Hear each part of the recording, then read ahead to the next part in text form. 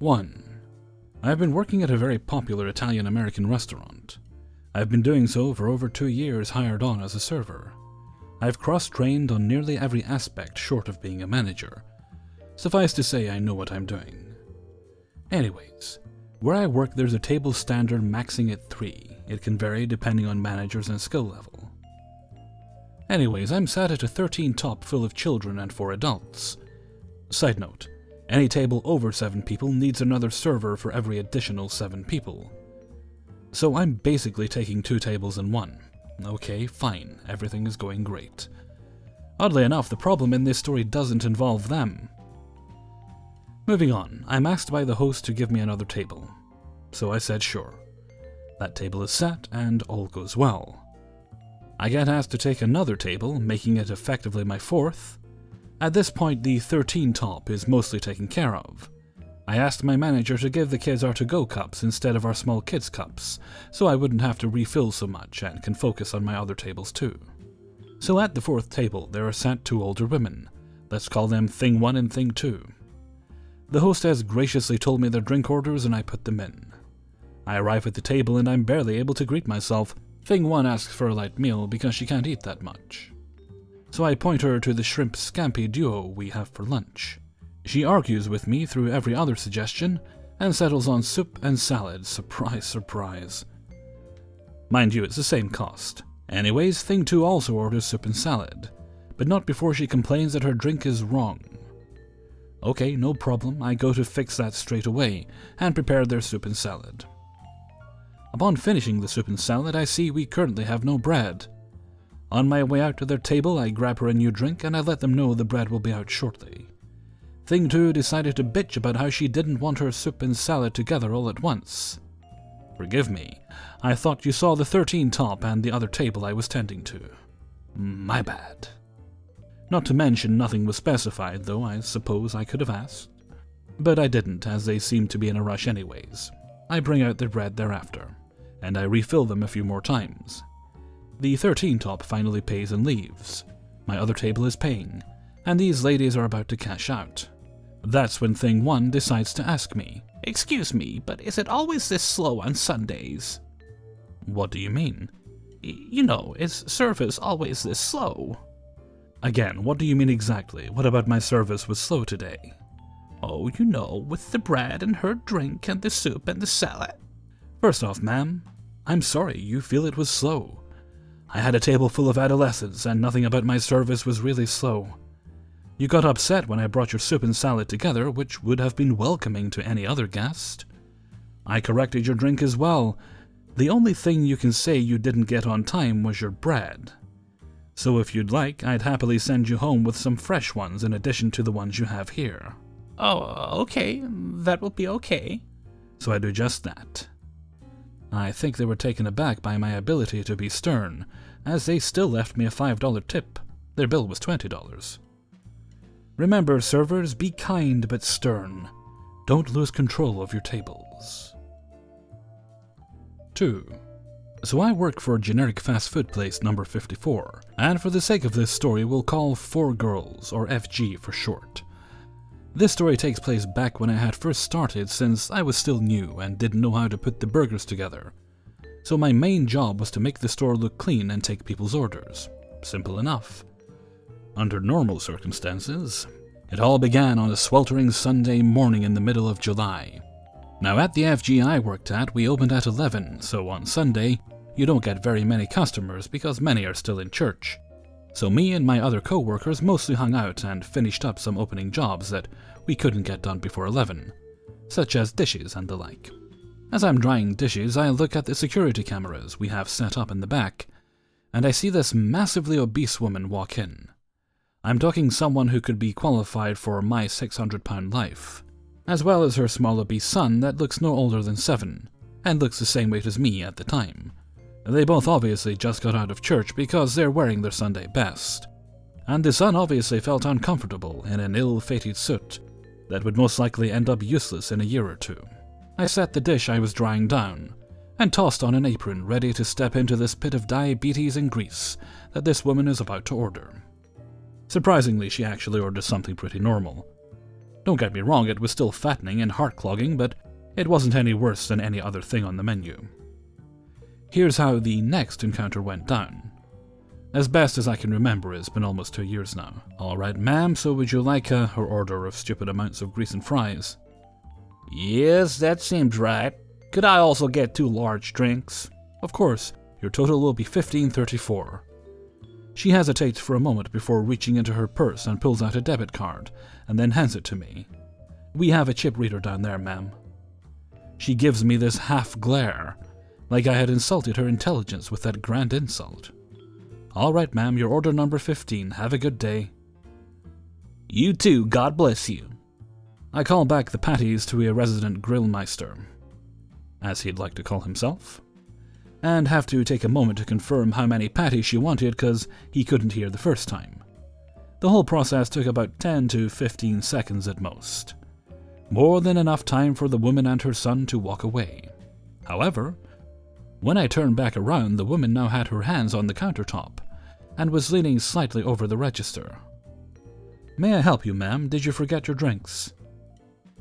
I said, God bless you. Completely unaware what she means by that. "I heard you, ma'am. I hope you have a nice day." Her eyes begin to narrow as she asks me, What religion do you practice? Why aren't you at church right now? Really confused right now, and a line has begun to form behind her. I'm sorry? What does that matter? You're one of those godless atheists, aren't you? I never asked for my order to be taken by someone who doesn't know the word of God. Now, for a little context, we live in a pretty deep purple state and are currently in the more liberal suburban area. I had never once brought up religion throughout our entire exchange, nor would I have any reason to. This woman came to all these conclusions by herself. Trying to defuse the situation and get started on the other customers. "All right. Would you like me to refund your order, ma'am?" No, I want you to learn the word of God and save your soul from damnation. She then begins to try and form a flash sermon with the people around her, who all just seem to want their food and aren't interested in her Jesus talks. I dip into the back room where I hear my manager laughing her ass off as she's watching the camera feed. I just look at her and ask for help because I have no idea what to do anymore. My manager, who's probably been the best manager I've had so far, tells me to get some air out back and come back in 5 minutes. She takes my apron and walks back out toward the awoken whale priest. After going out and taking a little breather, I come back in and don't hear the woman anymore. As I enter the back room, I see my manager eating a burger while filling out some forms on the computer. What happened to the customer? "Don't worry about it. By the way, she gave you a tip."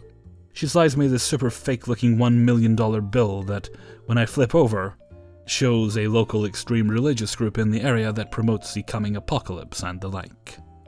After that, it was a pretty normal day.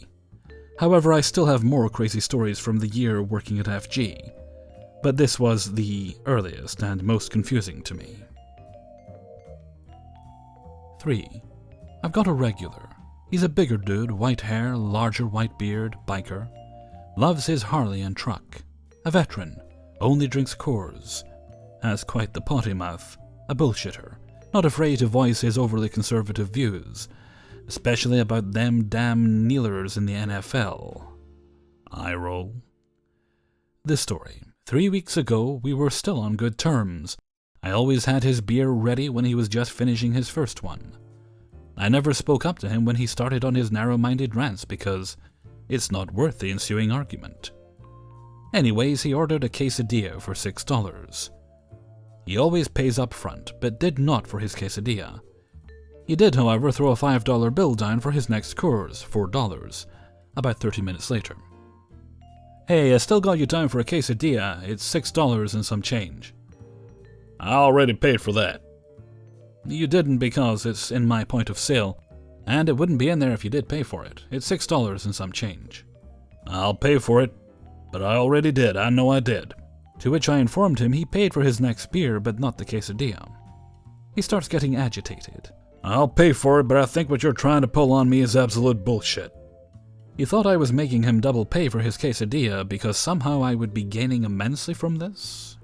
Now I'm trying to replay how it all went down, and I'm sure he never paid for his quesadilla. I explain the situation again and he's upset, so he calls my manager over and continues to tell her in a loud voice, for everyone to hear, what he is sure I am trying to pull on him.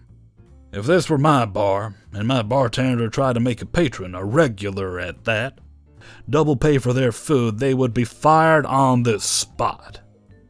She offers him a free quesadilla next time he comes in, offers to buy him a beer, and none of that worked.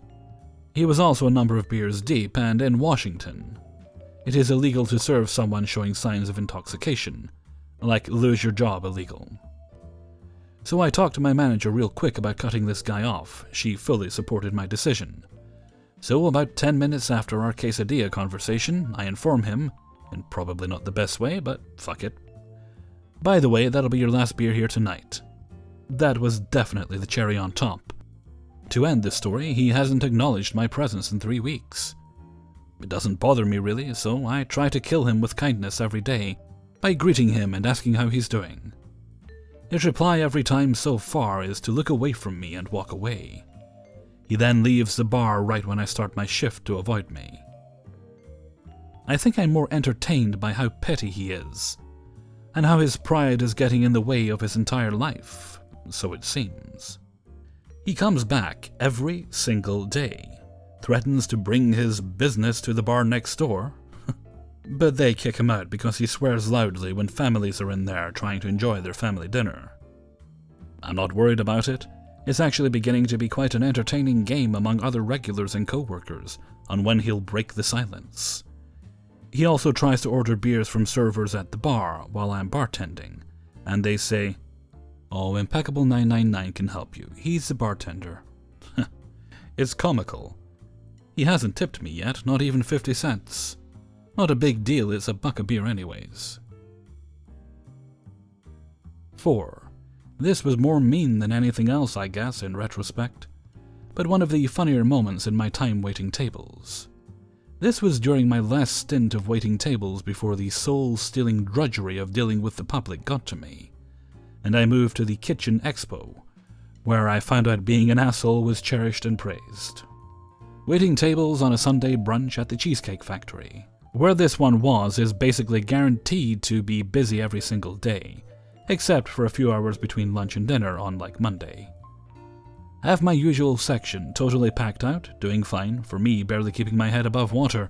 We had a problem with flies sometimes, usually during the middle of summer. Doors constantly being open, high ceilings, lots of food, lots of people, etc., etc. This one table I had was a couple who started to get annoyed about a fly buzzing around their table. I do my best to chase it off and whatever. Ask them if we can look for another table for them, they say no. Wouldn't have mattered anyway, as busy as we were. Have a manager come speak to them and they just keep saying for us to get rid of it and they'll be fine. This goes back and forth for a while, they get frustrated. I get frustrated, mostly with my bad choices in life and how it led me to this point. I'm tired of dealing at this point, so I go up to the table, tell them I've got someone who wants to give it a try, and they'll be over in just a minute. Go to the kitchen and find our only Asian male server, we'll call him A. He's a cool guy. Tell him my plan, and he's into it. He even adds to it and grabs some chopsticks to take with him. At this point I think I might have gone too far, but F it. I'm young and stupid and the thought lasts about 1 microsecond. A walks up to the table and tells him with chopsticks in hand that he is here to take care of the fly problem. At this point I've given up hope of coming out of this situation with anything but a comped check and dirty looks and some cussing. Boom, they love it. Do what? I cannot effing believe it. They are into it. He proceeds to start swiping the air with chopsticks. They start to cheer him on, oohs and ahs and some, "Wow, you almost got him." I've lost it at this point. I go to the kitchen and tell everyone there what's going on, and we all proceed to watch through the window, separating the line from the dining room, managers included. This goes on for a few minutes. He finally quits, and the people sit back down at the table, after having cheered him on from behind him.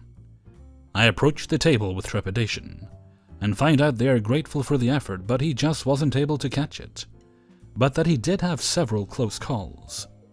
They are still upset about the lone fly whose sole 24-hour lifespan is devoted to pissing my tables off. but are appreciative of our efforts to corral said fly and remove him from the premises. Hand to God they were dead serious, paid their bill, even tipped. Never seen anything like it since. Although the woman bringing in a chimp in baby clothes in a baby carrier came a close second for WTF moments as a server. 5. Obligatory, this happened a few years back. Apologies for the length. I was working at my first serving job. It gave the facade of a higher-end Mexican food place, sort of like Pueblo's, but authentic cuisine and not a chain. The owner, management, training, and general work atmosphere was absolute shit. I stayed there for a year and was considered a veteran. Most people stayed 2 to 3 months, so not a great environment, but it was the only place that would hire me with my 0 customer service experience. At the time of this tale, I had been there about 7 months, and had been scheduled 40 hours per week at projected 5.5-hour shifts. Ha! Doubles 6 days a week and 1 day off the entire time. I was miserable, and was barely making enough money to make ends meet. I was forced to drop out of college my freshman year, and it sucked struggling that much after throwing away an education paid for through grants and scholarships. All that to say, I was literally and figuratively in a horrible place in my life. On to the story. It was the week before Christmas, and I was working a slow lunch shift. I had just done the math and realized I was about $90 short for bills and gas for a 9-hour drive home to see my family. As a result, I was a bit preoccupied with my own miseries. Not enough that my table suffered, but I wasn't really putting on the charm. A small, middle-aged Hispanic woman was sat in my section, and I didn't really notice anything except her pretty lipstick that matched her top, and her joyful air. She ordered a lunch special and a water. Ticket total of $10.81. I figured I might get $2 off the table. I gave her decent service but didn't do anything special, and made no effort to converse, like I normally would with someone eating alone. I just couldn't put forth the effort. She finished her meal and left, an uneventful, normal table. I picked up the receipt and gave it a quick glance.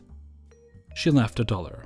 So that sucks, because with tip out I'll make 50 cents, but that's not unusual for a lunch tip, I thought. I waited until later to close out her table, when my section had cleared out. I pulled out her ticket to check the tip, and stopped, rubbed my eyes, looked again, made sure I had the right ticket. Went through all my tickets to make sure they were all accounted for. That blessed woman, to whom I gave average service, left me a $100 tip on a $10 meal.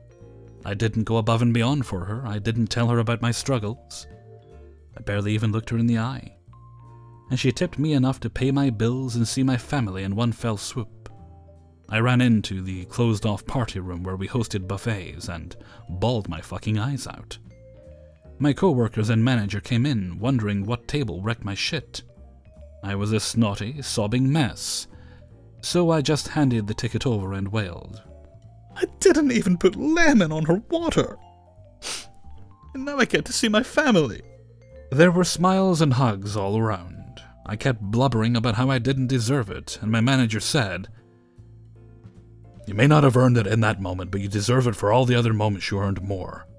And then I bawled some more, and then thanked the little baby Jesus I had already been cut because I couldn't have faced a table like that.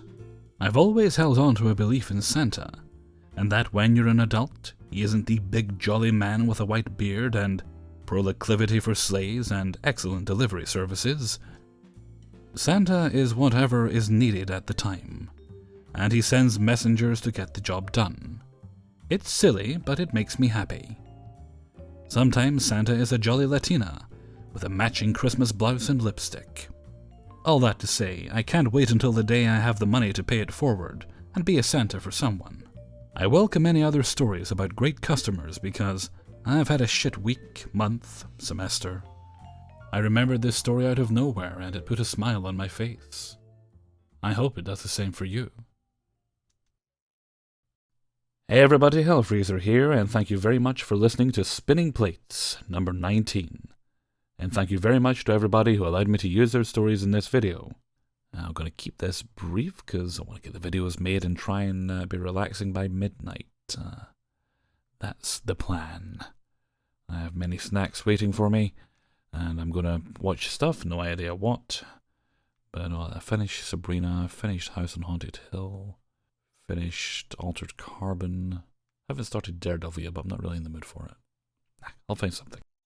Okay, and with that, I'm going to head off for now. So until next time, thank you very much for listening, and take very good care of yourselves.